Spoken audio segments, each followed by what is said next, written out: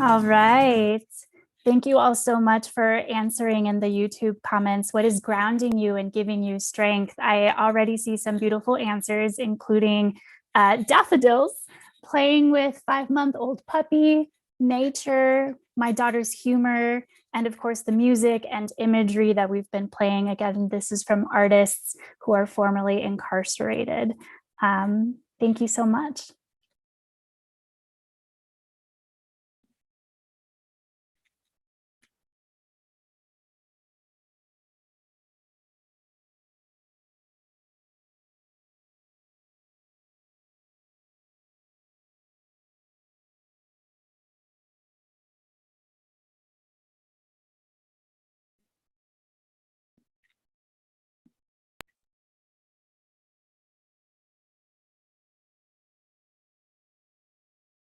Hi, my name is Ornella Musinguzi, and I'm a freshman at CU Boulder studying political science and leadership studies. You are about to watch a series of monologues performed by Modus Theater about the injustices in the criminal justice system. I hope you enjoy. Hey, thank you, Ornella Musinguzi, and good evening, everyone. And I hope you enjoyed the powerful visual artwork from Gonzo, Kenny Body, Lee Andres Lujan, Terry Abbott Vanderhoof, Tiffany Medina from Red Line's Reach program, as well as a couple of works from Modus JustUs monologuist Daniel Guillory, whose story you will hear tonight. I am Joaquin Mobley, Modus JustUs project strategist, a JustUs monologuist, and the vice president of Community Works. It is great to be with the Conference on World Affairs and present Modus Theater's JustUs monologues. And my name is Tanya Chaides. I am an undocumented immigrant. I am a monologuist in Modus's Undocu America series and the National Outreach and Education Director for Modus Theater, where we create original theater to facilitate dialogue on critical issues of our time. We use the power of art to build alliances across diverse segments of our community. And before we begin, we want to acknowledge that although we're coming to you live from many different places, today we want to honor that Colorado stands on the land of the Arapaho, the Cheyenne, and the Ute. Absolutely. We also want to acknowledge that there are ongoing struggles with racism, health, and economic fears, or having beloved family and friends in prison who are experiencing greater exposure to COVID-19. So before we begin the scheduled programming, let's just take a moment to take 3 collective deep breaths to ground ourselves. Ready? You can do it with me. Inhale. Exhale. 2 more.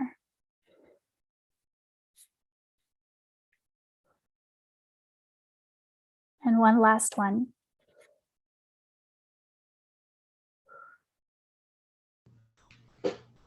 We are excited to share with you tonight stories from Modus Theater's JustUs Tour, where people who have experienced incarceration share stories about its impact on their lives so we can reflect and take action.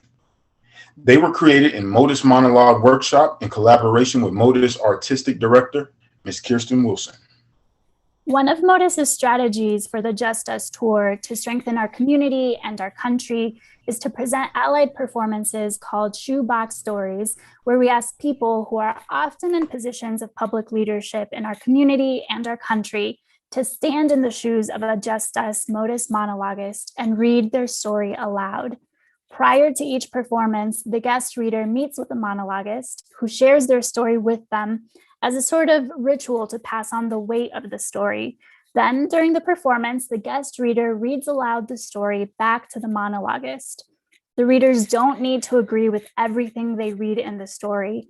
They just need to be willing to suspend judgment, model courageous empathy, and see the world for a moment through someone else's eyes. Absolutely. Tonight, we got a special treat for you. You will hear the Executive Director of Colorado Department of Corrections, Mr. Dean Williams, model civic hospitality and deep listening by stepping into the shoes of Modus monologuist, Mr. Daniel Guillory, and reading aloud his story. After the reading, he will reflect together with Daniel on the impact of reading his story. This evening, you will also hear 2 Modus JustUs monologuists, Derek Bell and myself. read our own stories out loud. We're also excited that Grammy Award-winning saxophonist Ernie Watts is going to improvise short musical responses in between each monologue that he hopes will allow us to feel more fully the sorrows, hopes, and dreams of the monologuist, as well as all of our own aspirations for justice as a community and a country. We offer this music as restorative medicine, so we hope that when he plays the saxophone to the monologuist, you know he's also playing for you. So let his music inspire you so we all leave tonight more ready for the work ahead to support true justice in our community. So before we begin with stories, Ernie Watts is going to play a short reflection aimed at opening our hearts and minds so we are prepared to listen deeply. Here's the great Ernie Watts.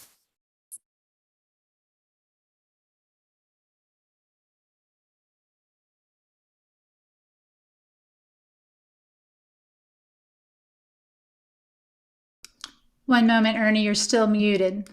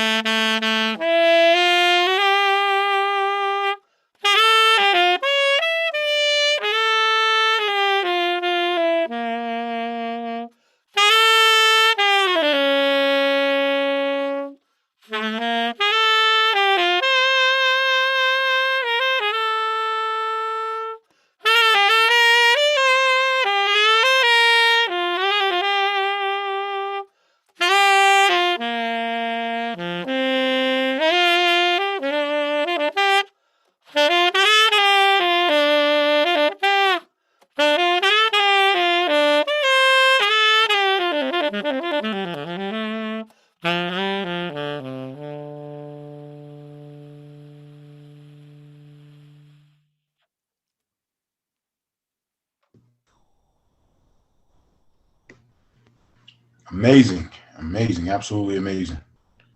Thank you to Mr. Ernie Watts for gracing us with the power of your music. Next up, I'm going to be sharing my story and my plight with what I went through when what led up into my incarceration. It's titled Unhireable. I thank you all for being here and just being present, both in mind, body, and soul. So bear with me as I get through this. Sometimes it is hard for me to read because it brings up a lot of old feelings. It's late fall, 2002, and I'm 18 years old, full of strength and light. I tripped all the way from Washington Heights in Manhattan to Flushing, Queens, the last stop on the 7 train. Down to my last, I traveled to Home Depot to be interviewed for a job. I was filled with hope, but I was cloaked in desperation. I walked in to meet my potential new employer. His name was Sheldon. We interviewed, and I killed it. I mean, I absolutely killed it. I'm sure Sheldon felt my hunger. I detected his Caribbean accent, and I tried to find common ground immediately, being that my father was from that part of the world, and I too was raised in that culture of hard work and discipline. He bought in on me working there. He told me how much I was going to love the job and that I would make good money and I'd be able to, provide for my family. Sheldon then took my social security number and stepped behind his desk to run it through his system.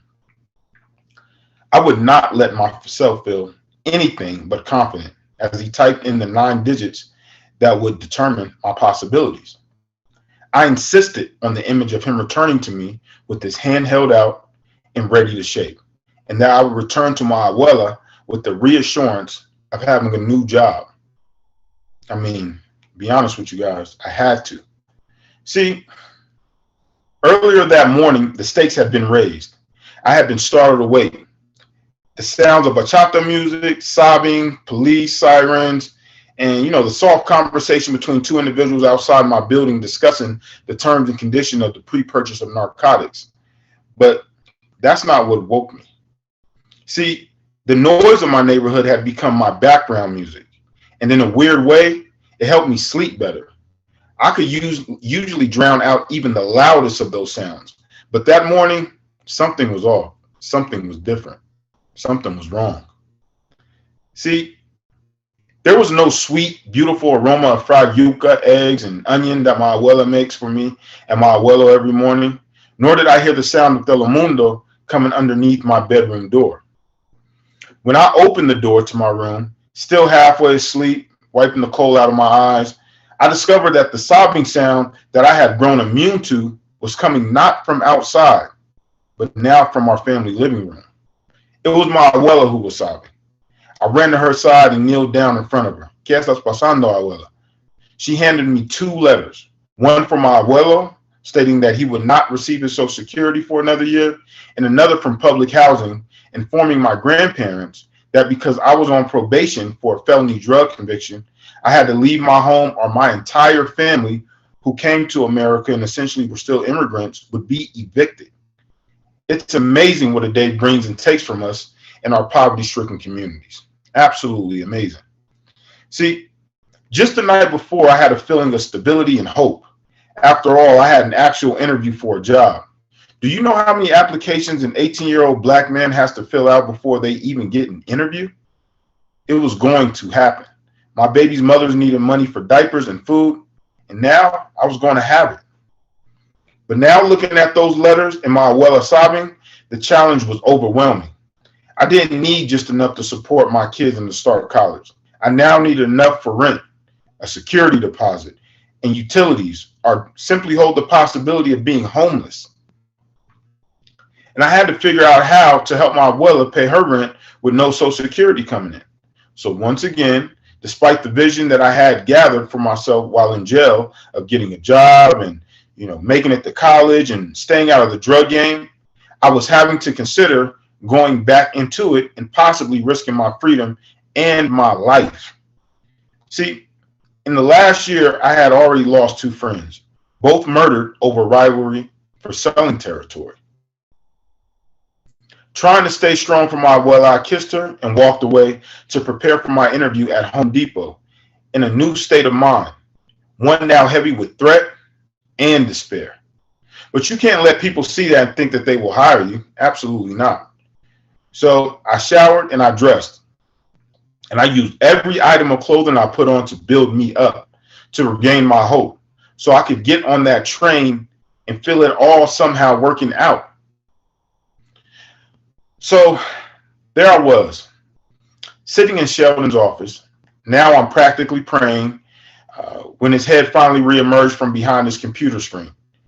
But by just looking at his face, I could tell immediately that everything had changed. Something was wrong. I was now dead to him, or at least untouchable. He wouldn't even look at me. The numbers had rolled out and I was officially unhireable. I started talking really fast. The way you do when you're nervous. I tried to regain my ground. I told him I could be on a probation period or, something like that. I just needed this job to take care of my kids. I shared what I was up against economically. He was unmoved, and his response to my sob story was just, sorry. But I was not going home without a job. Absolutely not. Please, Sheldon, listen, I'm trustworthy. I'm an honorable man. I'm asking for a shot, an opportunity, and a chance.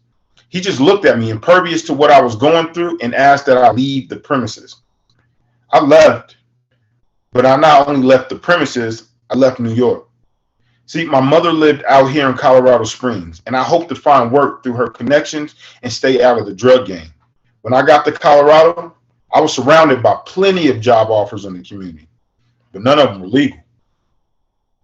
See, did you guys know that according to the Brookings Institute, a black man without a criminal record is less likely to get called back for a job than a white man who checked the felony box? It's crazy. I went to prison in 2006. and was given twice the time for the same crime as the two white men who went up in front of the judge just before me. That startled me awake, even more than the cries of my abuela. I was awake and angry with the injustice of it, and fierce with an intention of alchemy to take all the steel, all the concrete, and all the brutality, as well as the disregard they gave me as DOC number 147388, and turn it into my own body armor. See, I may have to fight to survive, but I will not be your entertainment, and I am definitely not your victim, and I will not let you make me your victim. Every day I gave myself a new challenge to help me keep my focus and my sanity. First, I built up my chest. I built up my biceps. Then I learned how to read and write in the language of my abuelos, Spanish. After that, I learned to read Arabic, the language of the Black leaders in prison who were resisting with self-respect, self-love, and prayer. I re-enrolled in college and got several certifications, despite all the obstacles and barriers to getting my education in prison. And even with this arsenal of strengths, it was hard to stay out of prison. When I was finally released, see, they let me out with just $10 in my pocket. I had no fresh clothes as well as no hope. I almost didn't make it, despite my nearly 10 years for preparing for that very moment. But I did, and I'm here. And now I work to support other people coming out of our prison system, guiding them as they take the skills they learn in illegal economies and transform themselves into entrepreneurs with legal opportunities and legal products, because this system simply wastes our brilliance. Thank you for listening to me. Thank you so much, Joaquin. And now Ernie Watts will play his musical response. And while he does so, please share a few thoughts in the YouTube comments about what most impacted you as you heard Joaquin's story. Here's Ernie Watts.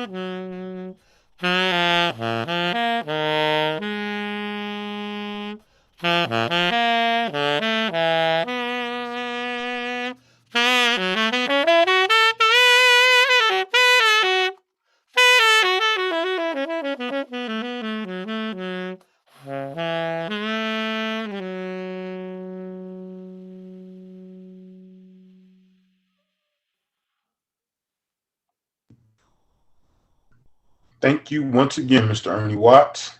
And now my fellow Motor Justice monologuist, Derek Bell, will read his autobiographical monologue from the community barbershop located here in the southeast part of Colorado Springs.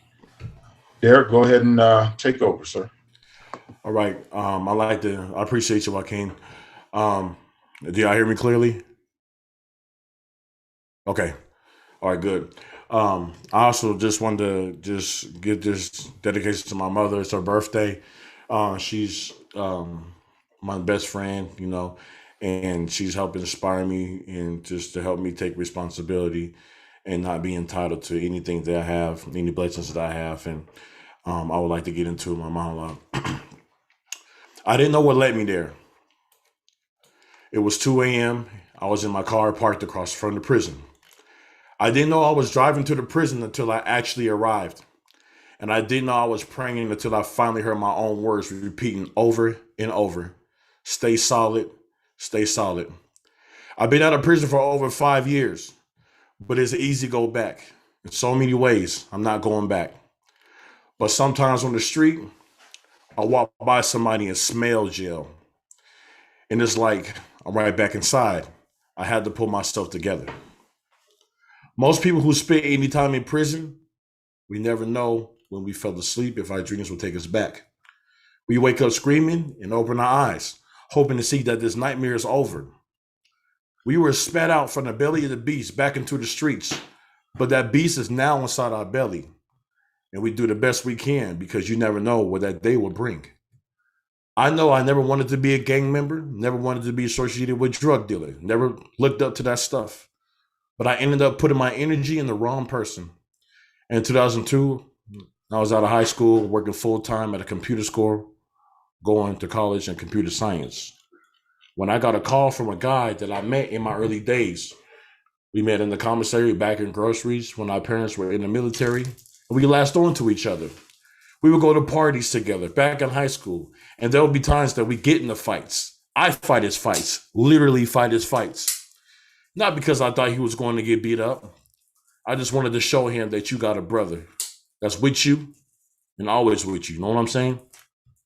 I guess I always wanted to be like my dad, intense, fight you for looking at him wrong. Same time he give you everything, loyal, strong, fought with his brothers, for his brothers in the army. When my old friend called, I hadn't seen him in years. But when he showed up, we were right back with each other. Those were the best times of my life. We were inseparable, even dated women that were friends. So he wanted some help with the business. I was all about it. With my computer and accounting skills to make all of the money from the drugs we were selling high. I wasn't planning on getting into the drug trafficking, but I turned from something legit to a throw off for a friend. And of course, the love of money. You hear all the time about how addictive drugs are, but we don't talk about how addictive selling drugs is. In that year, 2003, I went from assy to classy, from counting pennies to having rolls of hundreds in my pockets.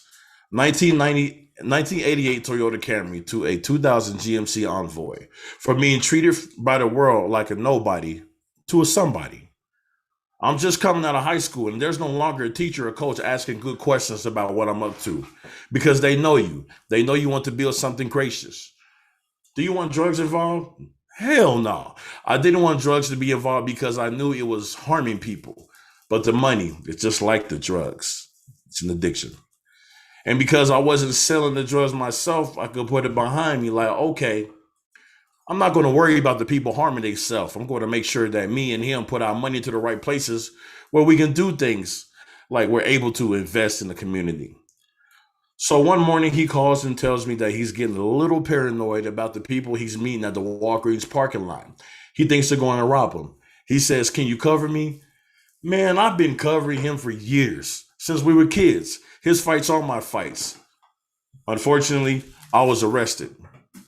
They ran me over in their truck and they put my foot got caught in the axle and almost pulled off. And when they handcuffed me on a gurney, and as I lay in my hospital bed, they interrogated me, trying to get information on him. They didn't care I was in intensive care. I refused to say anything still. And for that lack of information, they pretty much gave me the hammer. I thought by keeping silent, I was saving this life. I saved him, a number of people we work with, from going to prison. I took everything they were trying to charge everybody, took all those cases and put them on me. All on the notion that if he was in the same spot, he would do the same thing. It was only later that I discovered I was set up. the case was all on him, but he knew if I showed up instead of him at the Walgreens parking lot, they put it all on me. I was not charged as no accountant on a state drug case, but I was labeled a mastermind drug trafficker and sent to federal holding. And that fact is, I was guilty of hiding a major drug scheme. And that was facts. I had misplaced my loyalty and courage on the wrong person for the wrong ends and been lured into denial by money and the desire for a true brother. I hurt people by selling drugs to my community. That, very much so, I was guilty. But why is it that I can be sent away for a decade on a non-violent drug charge, and yet the DA prosecutors who sent me into that prison of violence and assault are presumed innocent because they know what is going to happen to you in there. They know what's going to happen. I knew nothing about surviving those environments or no damn prison politics. I knew nothing about that stuff, but I did know one thing. If you come attack me, you put me in that center of brutality, try to assault me, I'm going to beat the hell out of you. Not because I wanted to show off. I wasn't into violence for violence. I'm a ball player, a college computer student. I'm just a man-to-man fighter. This is protection. You know what I'm saying? But they sent me into that evil place, and it is crazy in there. 1 minute, there's a group of men standing in a circle. Then, damn, boom, you took an eye out. You know what I'm saying? He got hit with a lock in the sock. You know what's going on in there? It's hell. I don't want my head slammed into a concrete desk. I don't want to be raped. I don't want to kill nobody. But I don't want to be killed. Every chance I got, I was calling my mom crying like, I don't want to be here.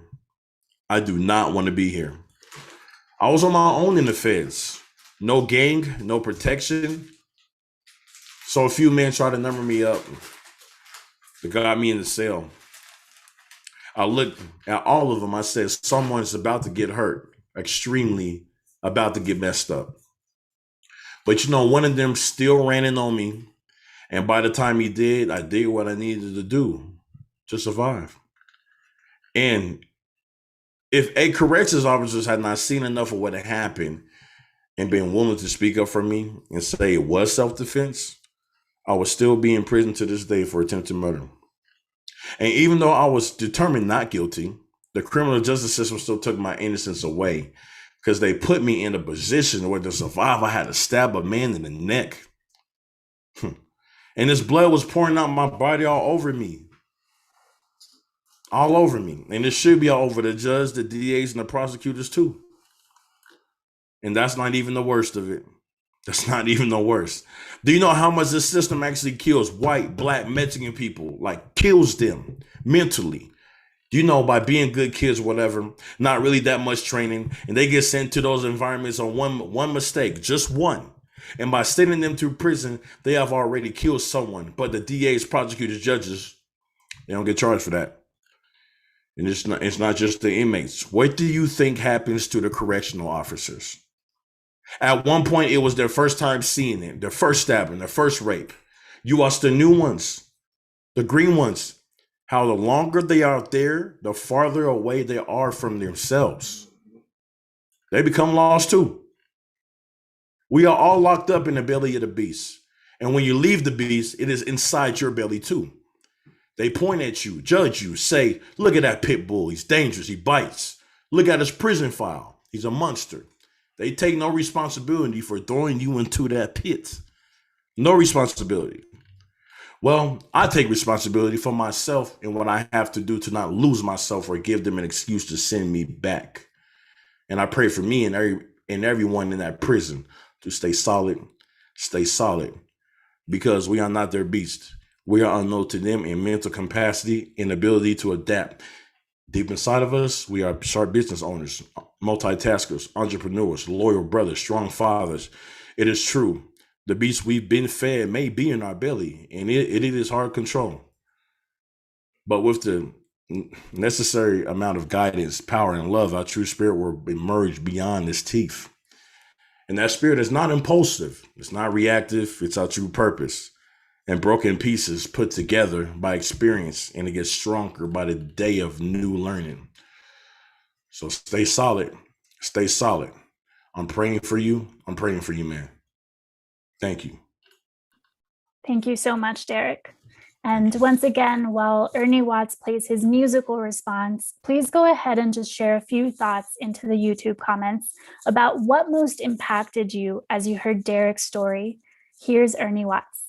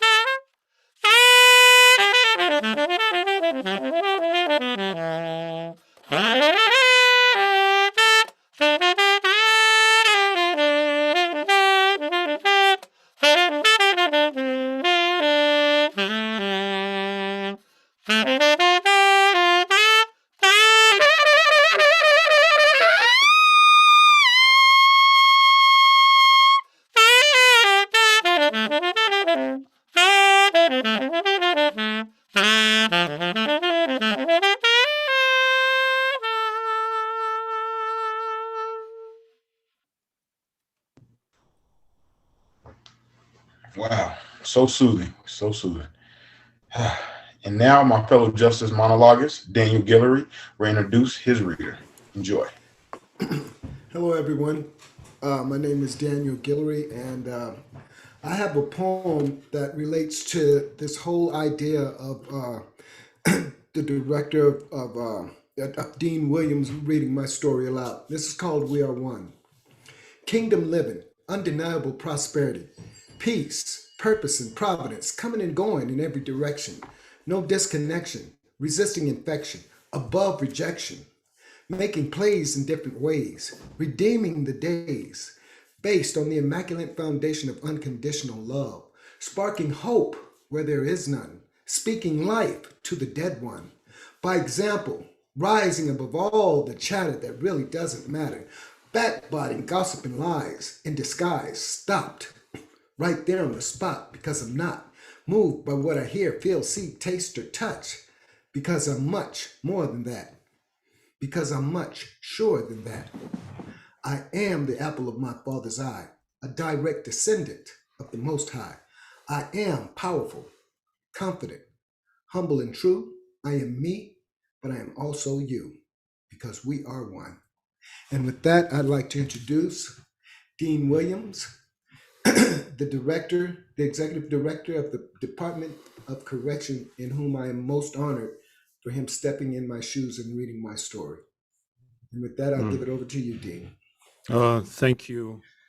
Thank you, Daniel. Hi, everyone. I'm Dean Williams. As Dean introduced me, it's a great privilege to be here tonight. And Daniel, I find it an honor to read your story. And thank you to Modus Theater for putting many of the issues around justice and on incarceration. And with that, I'll be reading Daniel Guillory's story, Just Us, monologue entitled Truth, Not Facts. The last time I went to jail, I'd been in there for about 18 months while I was fighting my case. I called my mom. Hey, Mama, you guys want to come bond me out? She said, well, let me talk to your sisters, see if we can get up the money. And she talked to my sisters and they said, nope, no, Mom. He's up to the same thing. He's going to get out and go right back to the drugs, so we ain't in. But my mama said, well, I'm coming to get you. She went out and got a loan and came and got me. I was strong in the word, and I meant it when I said I was done with crack. After my mom bailed me out, I went to pick up my car that had been impounded while I was in jail. Right before they arrested me, they searched my car, tore it up. I mean, tore it up. I had a nice Cadillac, and they pulled everything out of it that they could, but they hadn't found no dope in the car. I was finally arrested for what they found in my house. I drove my car home, and I was slowly putting the insides of it back together when I found a pipe under the front seat with a big old rock right next to it. And I'm thinking, did they set me up? I mean, they had searched my car up and down, even looked at my spare tire, and the dope was right there under the seat, just clear as day. I picked up that rock and that pipe and I put it in my pocket. I said, nope, I ain't gonna do it. But I didn't throw it away. I knew I should have thrown it, but I didn't throw it. And later on that day, I broke it up and hit that thing. And boy, whoo, Scotty beamed me up. Woo! As soon as I got beamed up, here comes my mom. I mean, as soon as I took the hit, not 20 seconds later, she came home and saw me. I saw the tears in her big old brown eyes, and I said, Mom, I bet if you had known this, you'd left my ass in there. She looked at me with tears in her eyes, and she said, no, baby, I still would have come and got you. Sometimes when I tell this story, it makes me weep, just recalling those words. No, baby, I still would have come and got you. Oh my God. I mean, you could have kicked me or cussed me out. But that kind of blatant love makes you butt naked, raw, and vulnerable. There's no defense. It makes you defenseless. Anything else I could have handled. Come on, bring it on. You're a liar, a failure, an addict, worthless, a criminal. That's all you got? Yeah, I can stand up to that.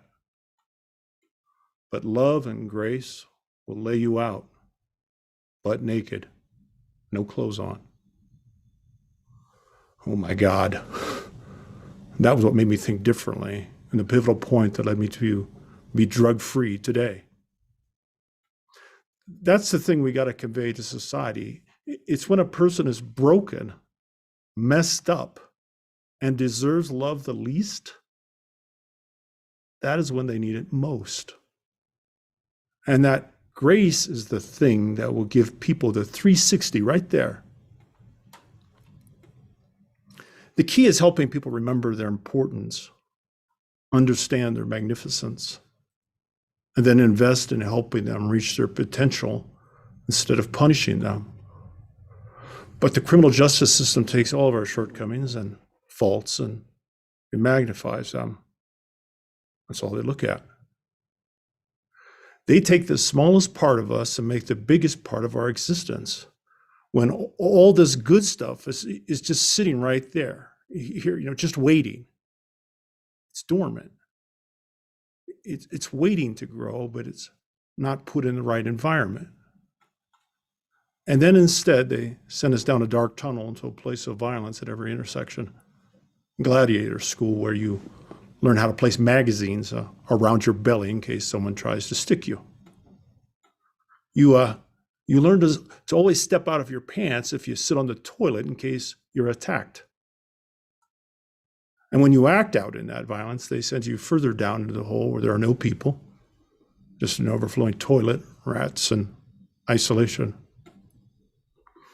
If you drop an oak tree into a concrete world, is still alive in there and vibrant, but it's not growing. It's just dormant. But if you take it from there and drop it in a decent place where there's enough sun, earth, nutrients, I mean, you don't even have to plant it. You just put it somewhere it can possibly grow, and that thing would take off on its own. The fact is, all of us in prison are human beings who committed crimes, but that is not our truth. We are not ontologically criminal. That is not our essence. And instead of helping us return to the full truth of who we are, the criminal justice system takes away our names, gives us DOC numbers, robs us of our dignity, freedom, and happiness.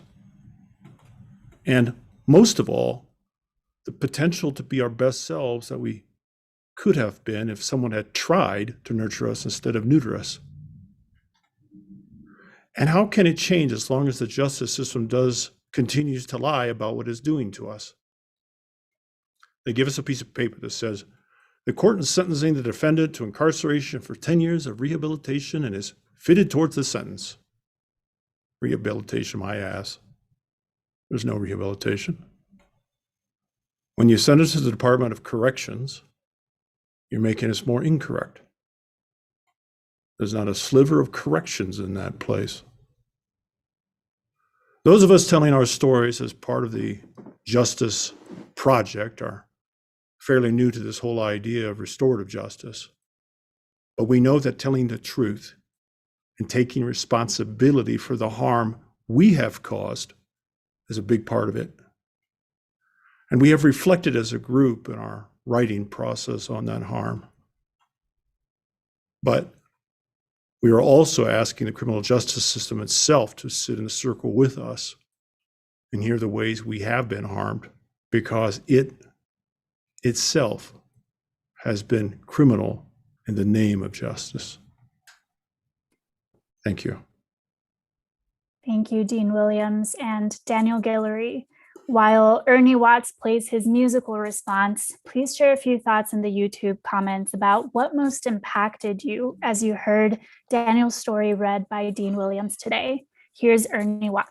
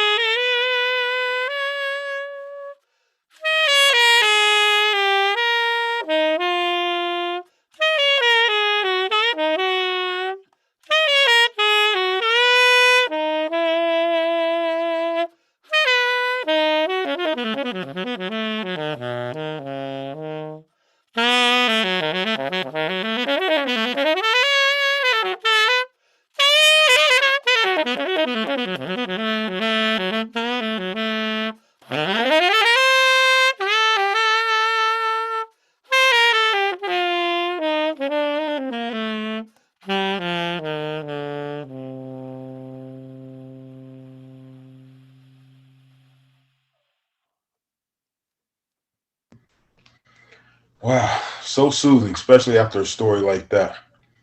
Thank you so much to Ernie Watts for gracing us with your musical inspiration to keep moving towards justice. And thank you to the Justice monologuers sharing their truth to transform the criminal legal system. And to Dean Williams, thank you for stepping into our shoes for a moment by reading Daniel's story. We truly appreciate it. Now, we're going to go into a little bit of questioning and talking with both Mr. Dean Williams as well as Daniel. Dean, if you don't mind, we want to know what most impacted you as you read Mr. Guillory's story. Well, I guess two things, right? One, sometimes all you need is one person in your life to help you, whether or not it's a family member, a mom, a dad, a grandma, somebody in your life. If just one person can believe in you when you can't believe in you anymore, sometimes that can just be enough, right? The other thing, and just quite frankly, I feel is that I don't like putting myself in your shoes. And because it's hard. I see the things, Daniel, every day that I don't like. And there's quite a number of them. And it's these are real people's lives. It's your life, Joaquin's life. And I know it's the real deal. This isn't an exercise. These are, there's 15,000 people in my custody, 16,000 people in this state, in the custody Department of Corrections. Closer to 20,000 if you count the halfway houses and other locations. So it's the real deal, and it gets me in the gut. Thank you. Just to speak to what you were mentioning, the grace piece of it, right? Somebody just believing in you is very impactful. And I mean, as we can see, it changes lives. Mr. Daniel, what most impacted you about Mr. Dean Williams reading aloud your story today?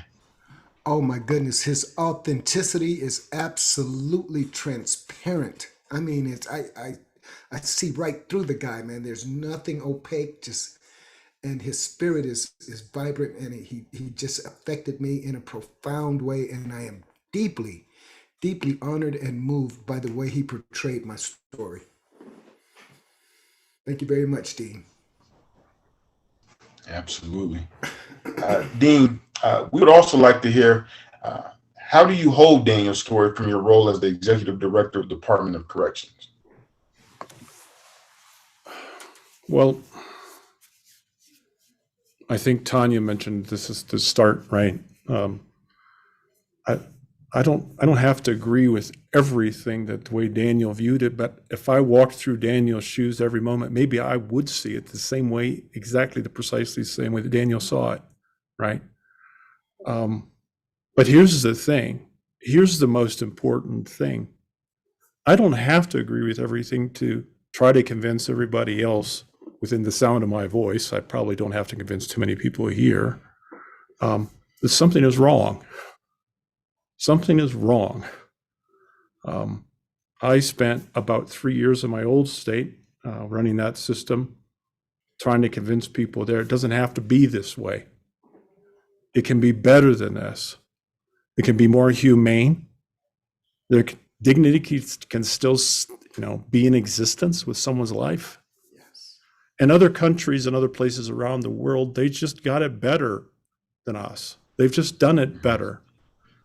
It doesn't mean people get away with highway robbery or there's not a consequence for your actions. There's a consequence for all of our actions. If I drive home too fast tonight, something happens, I crashed into somebody. I'm not going to get a total wash out of that, right? There's a consequence for everything that happens. But here's the thing. It's not only the level of incarceration that we do in the country that's so high, it's what we've created as a result of it. So I'm on a mission. I've been on a mission since I got here, and the rest of my team is on a mission to make prisons less traumatic and just a tiny little bit more normal. We have a long way to go, oh dear God. sometimes it seems like too much. Like sometimes I'm like, where do we begin? But these stories sort of reinforce, of course, that it's worth it, right? It's worth it to be on the journey and in some ways get over our own denial that we've got this whole prison thing figured out. We don't. And it's okay. And I tell my staff and I tell the recruits, it's okay to question what we've been doing. It's okay to say, I don't understand that anymore. Does anybody else? So that's my mission. That's our mission, right? And that we share. There's something wrong. It can be better than this. It can be different than this. I would like to chime in. I have something to say. I think a major part is the system is so bound on behavior modification, how we behave. But that's just the result of how we think. We have to renew the way a person thinks of themselves. And the thing that most likely, for me personally, I know beyond a shadow of a doubt, what changed my thinking was that grace. That grace is a better teacher than punishment. That when my mom granted me that grace that I know I did not deserve, it put my mindset in a place where I didn't want to violate that kindness and that thing that she had for me that I didn't even have for myself. So it's how we think that will determine our behavior, and just get away from the behavior modification and work on the mind and somehow get into their heads where they change the way they think. Not what if you think right, you'll live right. Absolutely. Absolutely. Mr. Dean Williams and Mr. Daniel Guillory, do you have any final words or anything you want to add before we go into our next musical response from Ernie Watts and move to our Q&A? No, I'm good. Thank you.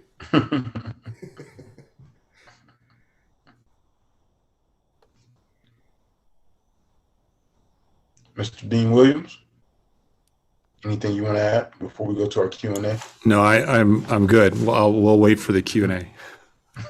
Perfect. Thank you.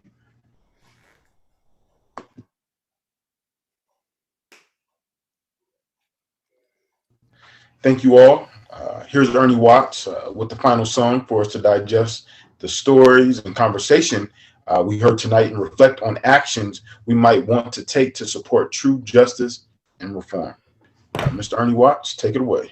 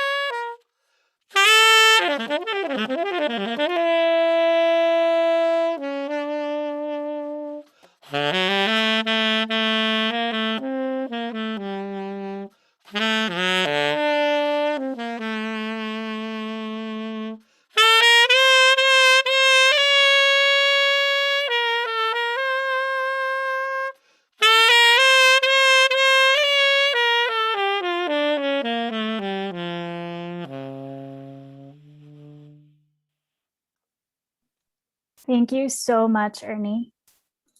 This does complete the performance section of the event, but we hope that you will all stay a little longer to reflect more with Dean Williams and the Modus Justus monologuist in a Q&A.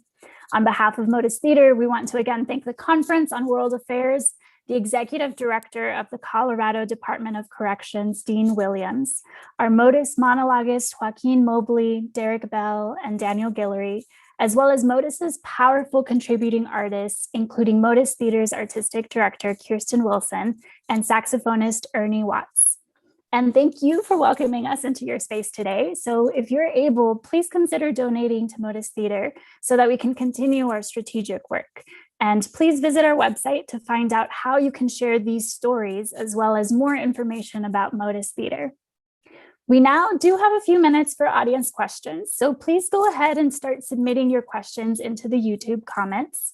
And while I wait for you to submit those, we did think that you might want some more facts and information just about the criminal justice system and how you can be an agent for change.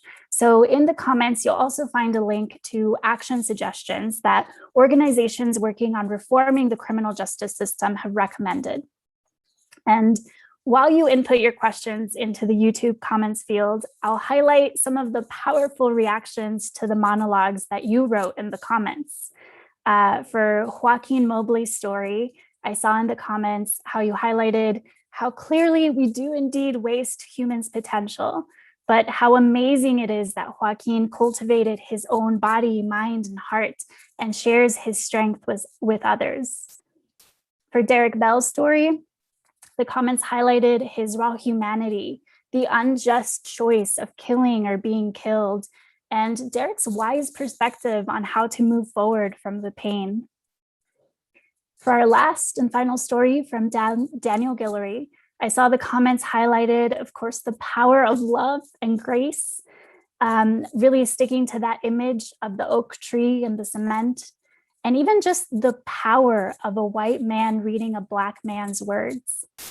And now we'll bring back Dean Williams, Derek Bell, Daniel Guillory, and Joaquin Mobley for our Q&A. So I'll start seeing what questions we have. And of course, the first few questions that we have are probably, related to something everyone is wondering. But it's really, how can we help you, Mr. Williams, make the change our country so desperately needs? You mentioned that there are excellent models in other countries. So how do we get there? How do we help you get there? Well, I suppose that one of the ways is you're doing it now, right? That's the first thing. So good on you. Second of all, spread the word. I need allies and friends to understand that if we think prison should be the place of punishment, we're going to continue getting the poor results that we have gotten out of this system. And in other countries, they've just self-reflected and said, it doesn't have to be this way. And again, even if we we incarcerate more than anybody else in the world. We already know that. But it's not just that. It's what we do when people arrive. And some of it is not intentional. People don't go out, my staff don't go out intentionally, but we have constructed a system to handle the numbers that we have incarcerated diaspora. So we have prisons built for economies of scale. We do really good at punishment, not so good at rehabilitation, right? Really good at punishment and very poor at redemption, right? And can prison actually be a place of redemption? In other places, in other parts of the world, it can be. It's more viable. So I need people that care about this issue. I go talk to college students all the time, and I need about this, and like, why are you spending the time? Why are you talking to 20 college students? I mean, how are you gonna, it's only 20. I need 20, I need 2, I need 5 more, I need 10 more. I need people understanding that, so we're not gonna get there overnight. We're not going to turn what has been a long history, but let's just walk in the right direction. Let's just start somewhere. And so find your niche, wherever your advocacy niche is at. I don't, but know that take heart. I'm not the only one. There are many of us in the country who realize there's something wrong and that it can be different. So find your niche. I'm not sure what that is, but find it and just work it, and come alongside of us and look at what's happening. Come to events that we have. Get on our Facebook page. Do whatever you can to understand. And I'll be the first to tell you that as the director, we have a good system, but Lord, do we have a long ways to go. I mean, in Colorado, I'd rather be running Colorado than anywhere else. But oh Lord, do we have a long ways to go. Thank you, Mr. Williams. And I'm sure our monologuists have lots of thoughts. So we'll start with whoever wants to go first. I'll just start because just topping off what Dina said, I think the prison environment or the cliche, I think it for the most part, for me, it dehumanizes, the humans pretty much. And the thing is that me, Joaquin, and Daniel have a similar background and coming from that environment, and we are pillars of our community. And I think that's not being told to the public, that even though, there are bad does exist. And, and when you got so many staff to so many different inmates, they can only police and handle these inmates at a certain rate and at a certain attitude and at a certain, depending on the environment that you're in. I personally think that, but there are those group of men that have made what they came from a great opportunity.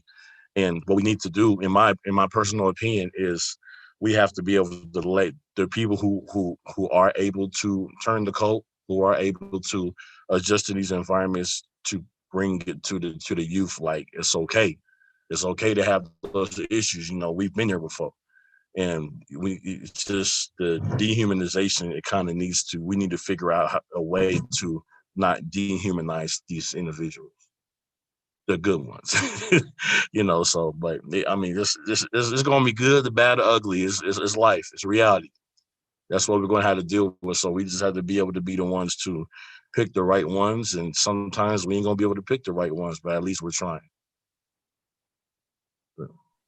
Thank you, Derek. Daniel and Joaquin, do you have thoughts you'd like to share around, how can we move forward?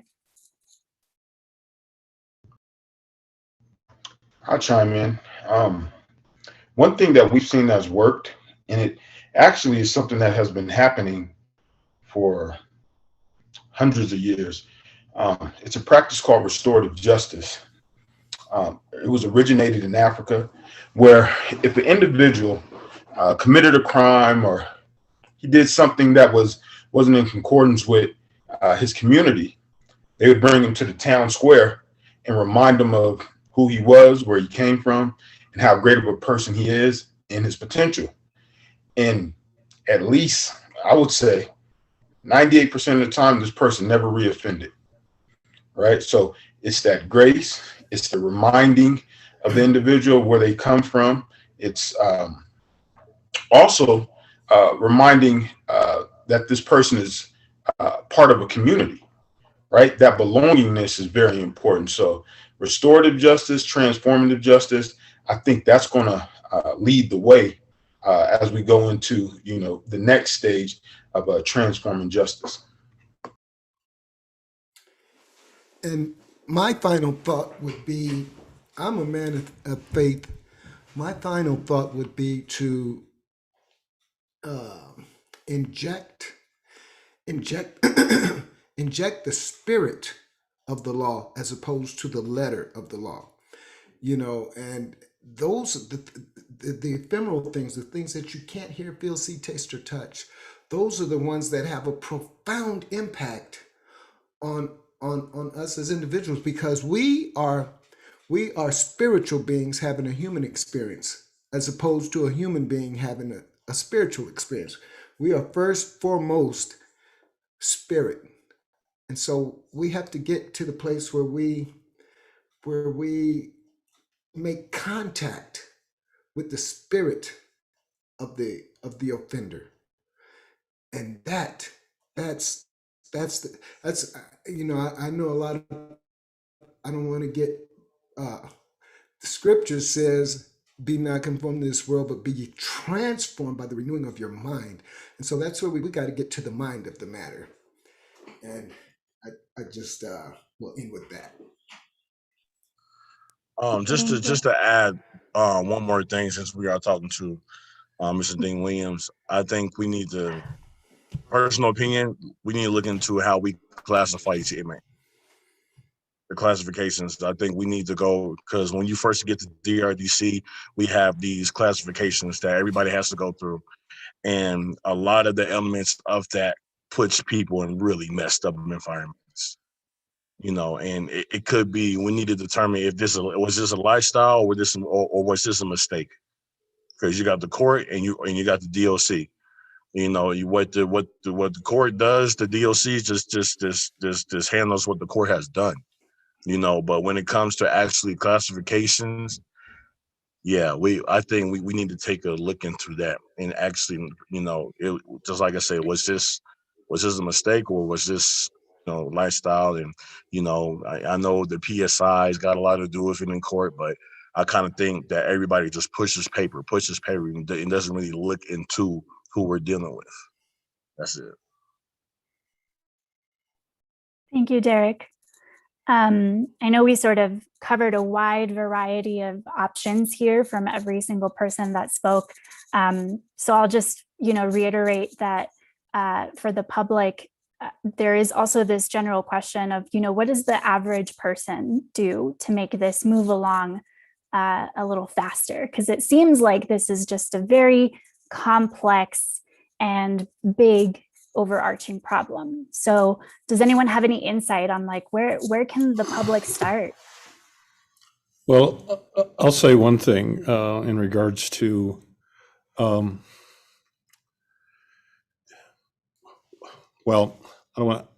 say this. Laws do matter.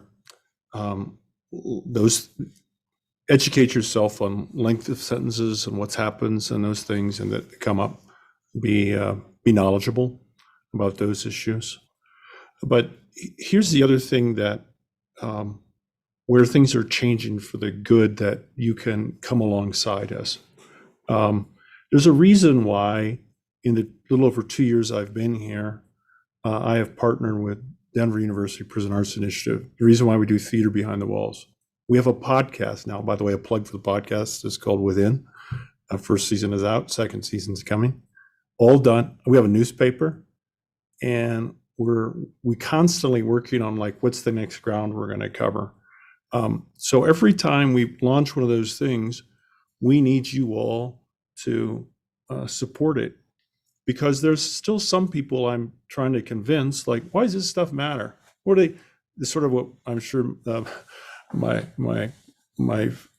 fellow colleagues on this show who are behind the walls. There's a lot of attitude. They got nothing coming, right? Kind of the GNC. You got nothing coming. Yeah. That doesn't make us any safer. Here's the problem. It doesn't make it. You have you have a person who's more damage coming out than when they came in, right? And you create this hostility inside the walls, right? My friend Daniel's story about like wrapping magazines around, guess what? That doesn't exist in every other prison in the world. There's some terrible countries that have horrible prison systems, don't get me wrong. But avoiding this us versus them behind the walls, right? And fixing that, normalizing the prison. The Norwegians call it normalization. It's what I call it, but all my team calls it. Everyone on my staff knows what normalization is.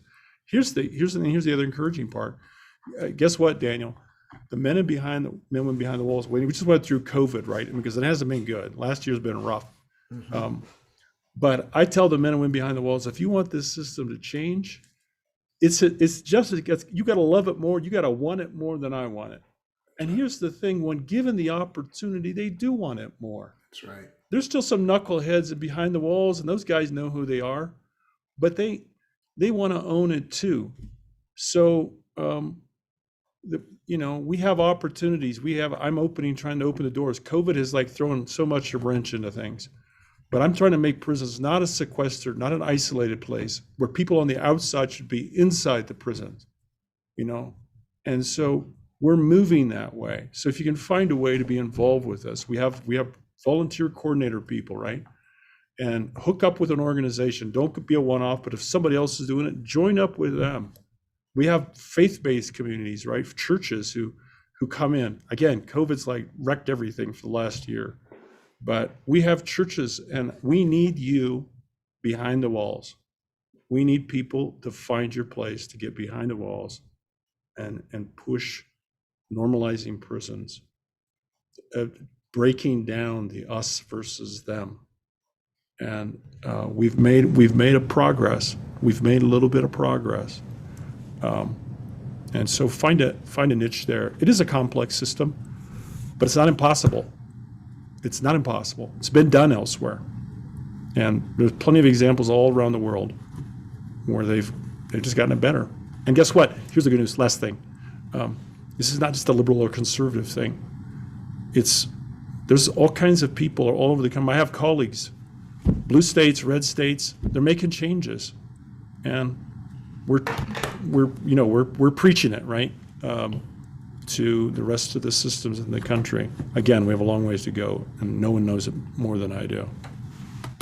Thank you, Mr. Williams. And for those of you listening that are curious about what some of those organizations are doing the work, we have a lot of them listed in the fact sheet that was shared in the YouTube comments. So feel free to look through that and join some efforts. And I think this ties in nicely to the next question, which is, if our gentlemen don't mind sharing, what niche have each of you found, both for your activism and for your employment since leaving prison? Well, for me, Grace has completely and totally revolutionized my life. I mean, I employ that concept in every area of my life, and so many times it seems contrary to what I'm trying to do. But when employing it and stepping out by faith on that principle, it never ever returns void. And so I just cannot emphasize enough that just hope is more essential to our survival than food and water. We can go without food for a couple of days and a couple of weeks, go without water a couple of days, but you can't go another nanosecond without hope. So at all costs, we've got to infuse hope into the system, that it is not hopeless. It's keep hope alive, and that change is possible, and it's even happening even as we speak.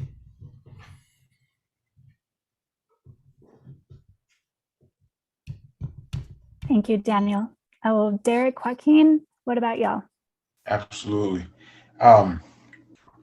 Since I've gotten out of prison, well, let me start with this. Before I got out of prison, I vowed to both my community as well as my colleagues that I was going to get out and be that change, right? So when I was able to get out and I hooked up with our organization called Denver Works at the time, we kind of refocused and re-envisioned what we want to do for the individuals returning home, as well as for the individuals that are potentially on that pathway to go to prison. And so what we've been able to implement is a lot of job training, like real job training. We have what we call the hidden job market. Just from research, we found out that just restoring people's dignity by getting them a job decreases the chances of them going back to prison significantly, right? And a part of that holistic approach, we also involved in just community support. So that's having community restorative justice circles, as well as restorative justice conferences. So when things start going bad, or you want to talk about what happened, We're there to listen. And I go into, we speak within the prisons. We also speak within the halfway houses, and we speak in our barbershops too. We use our barbershops, which our organization has two of them, to facilitate a lot of these conversations. Because in our community, to be honest with everybody, we trust our barbers more than we trust doctors, police officers. So we use that to really articulate, our message and what we want to do for the community.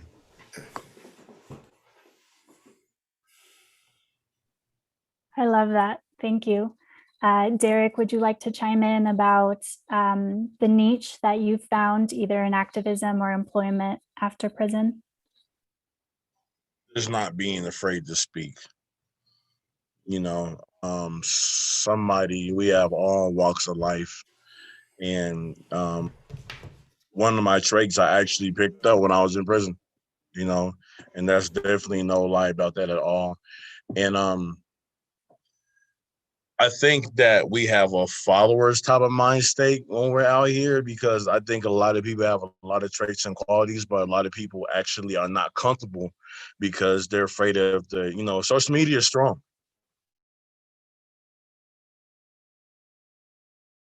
I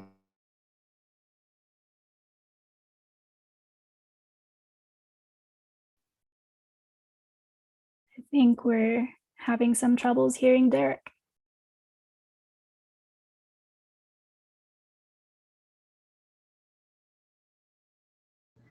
I think you might have froze up. Okay, maybe we'll come back to Derek. He might unfreeze in the middle of me asking the next question. I did want to highlight that there is one question about counseling, what counseling is available and for people to take advantage of. And I think, Joaquin, you really sort of answered it when you were getting at, the barbershop is your counseling, that is who you talk to. And so clearly there's a bigger need in the community for that, for sure. But there's another question that is directed to Mr. Williams, and there's two actually, so I'll ask you both, but they're both for you, so you can sort of start with one and go to the next. One of them is a lot broader.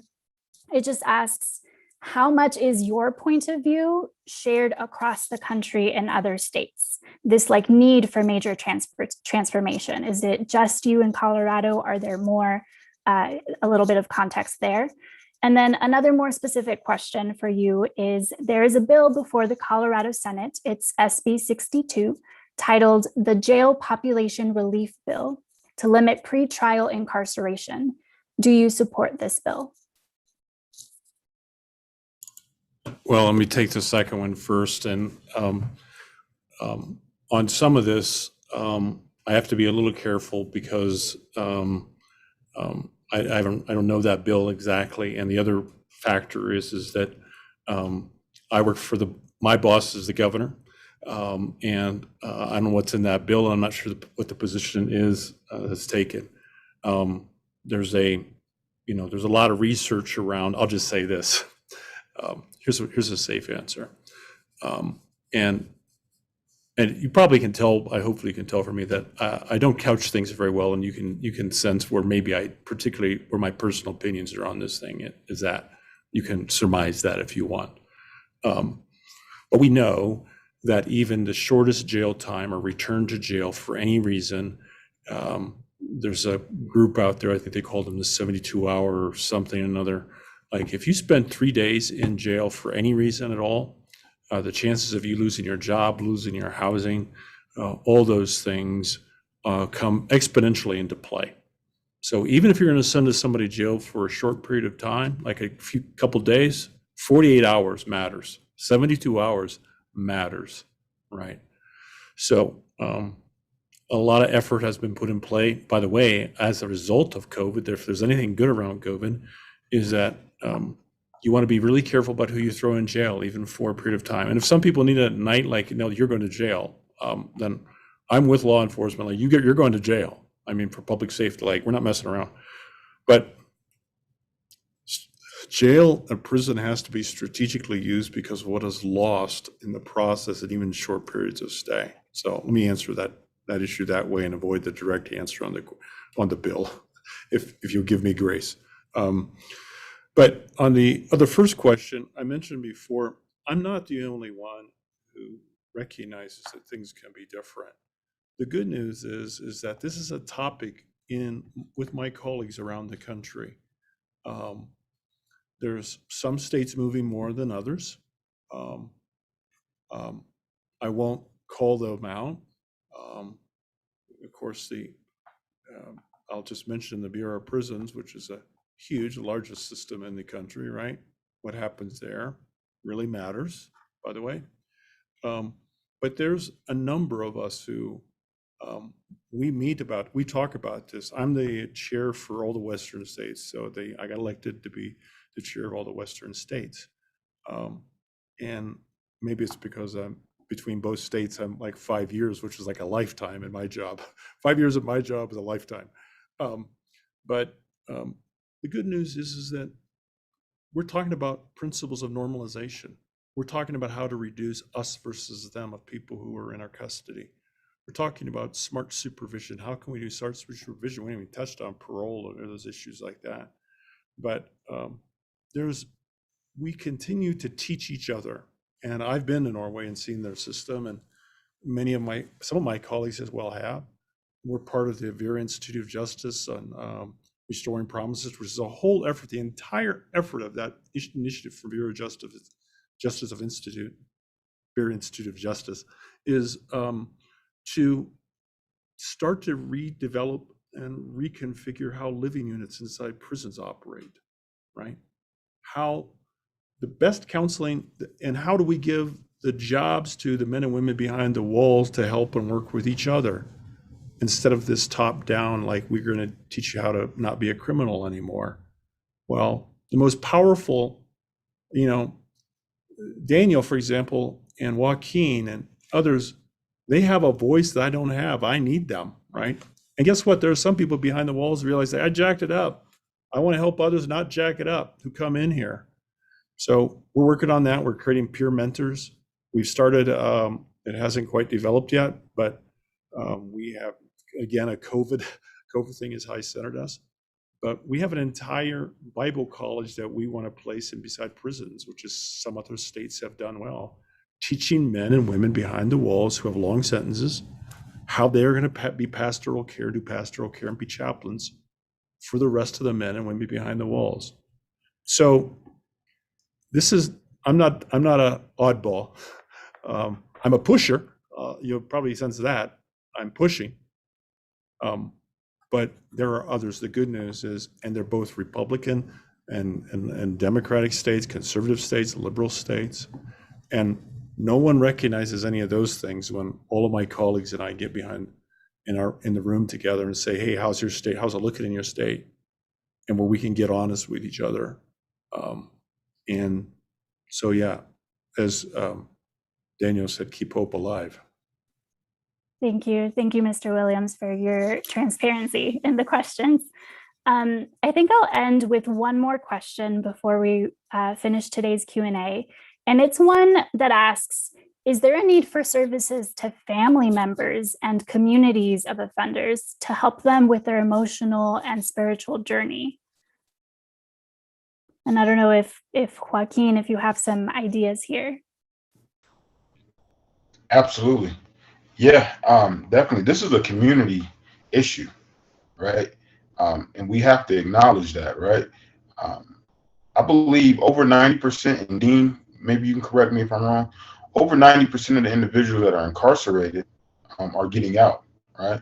So with that in mind, right, where are they returning?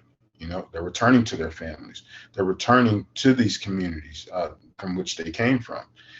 And to echo what Dean was mentioning, when the individuals going in, if they were already broken, and in a sense they're becoming more broken while they're incarcerated, how do you think that's going to affect the community in its entirety, right? So educating the community at large, what that looks like, that these individuals are coming home, and doing trauma training. That's something that we offer with our employers, how to communicate effectively with individuals that are returning citizens.